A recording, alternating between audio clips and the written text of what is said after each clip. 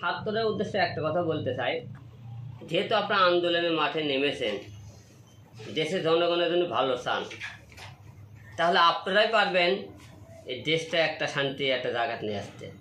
কিন্তু জ্বালাও পোড়াও করে না, আলোচনার মাধ্যমে। আপনারা শুধু কোথাও আন্দোলনে কেন করবেন? আপনারা শুধু চাকরিলে কেন করবেন? শুধু আপনি মুক্তিযুদ্ধ নিয়ে কেন করবেন? দেশের আমাদের যে সমস্যা, বেকারের সমস্যা, অর্থনৈতিক সমস্যা, আমাকে জিনিসপত্রের দাম বাড়তেছে, গ্যাসের দাম, তেলের দাম, একের পর এক আন্দোলন হতে যায়। তারপরে মনে করেন এই সমস্ত সব নিয়ে আপনি সমাধানে আসুন। শুধু আপনাদের চিন্তা করেন না, কারণ আপনারা আগামী দিনে ভবিষ্যৎ, আপনারাই পারেন এই দেশটা বাঁচাতে। তারপরে এমন আরে আপনারা একটা সমাধানে নিয়ে আসুন দেশটা, আপনারাই পারবেন, কারণ আপনারা মূল শক্তি, কারণ আপনারা আগামী দিনে ভবিষ্যৎ। তাই আপনাদেরকে দাবি, সারা বাংলাদেশ আপনাদের মুখের দিকে তাকিয়ে আছে, আপনারা সুষ্ঠু সুন্দর একটা বাংলাদেশের জনগণকে উপহার দেবেন।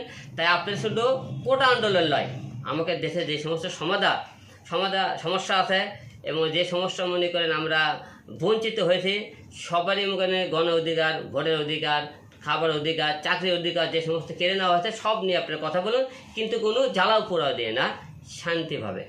আমার একটা প্রশ্ন ছিল, আমরা দেখেছি প্রথম দিকে ছাত্ররা কিন্তু শান্তিপূর্ণভাবে আন্দোলন চালিয়ে গিয়েছে। হঠাৎ করে যে অগ্নি সন্ত্রাস এবং জ্বালাও পোড়াও এই বিষয়টা কিভাবে ঢুকলো, মানে আপনি কি মনে করছেন? এটা আমার খুবই দুঃখজনক, লজ্জাজনক। ছাত্ররা যখন আন্দোলন করে তখন কিন্তু কোনো জ্বালাও পোড়াও হয়নি। ছাত্রদের যে ছাত্র কটা মারা গেল, তাদের অপরাধটা কি? যাদেরকে মারছে তারা তো প্রথমে একটা আগুন জ্বালায়নি, একটা গাড়ি ভাঙেনি, একটা কোনো কিছু ভাঙেনি। তার এদের মধ্যে তৃতীয় কে উস্কানি দিল? কে উস্কানি দিয়ে আর মায়ের 10টা মায়ের বুক খালি করলো? ছাত্ররা আমি দেখিনি প্রথম দিকে, ওরা আমি একবারও দেখিনি ওরা আগুন লাগাইছে, টাওয়ার ভাঙিয়েছে, কাউকে গুলি করছে। তারা গুলি কই পাবে?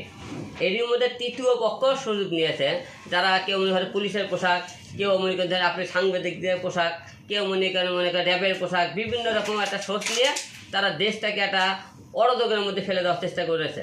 আচ্ছা, আর একটা প্রশ্ন ছিল, আমরা অনেকেই লক্ষ্য করেছি সোশ্যাল মিডিয়াতে এবং সংবাদ কর্মী যারা আছে তারা অনেকেই লক্ষ্য করেছে যে প্রশাসনের সঙ্গে একজোট হয়ে কিছু সাধারণ পাবলিক আছে, তো তারা হচ্ছে যে ছাত্রদের বুকে গুলি চালিয়েছে এবং সাধারণ মানুষের বুকেও গুলি চালিয়েছে। এই বিষয়টা আপনি কি চোখে দেখছেন এবং তারা কোন শ্রেণীর, এই বিষয়টা যদি ক্লিয়ার। এটা অবশ্যই দুঃখজনক। আমরা দেখেছি কিছু কিছু আমরা ভিডিও ফুটেজ দেখেছি, তারা ছাত্র না, তারা ছাত্র মুখের সাথে অনেক সাধারণ মানুষ মেরেছে এবং ছাত্রদেরকেও মেরেছে। আমরা দেখছি, আমার নিজেরও আমরা অনেক ফুটেজে দেখেছি, তারা কোনো ছাত্রই না।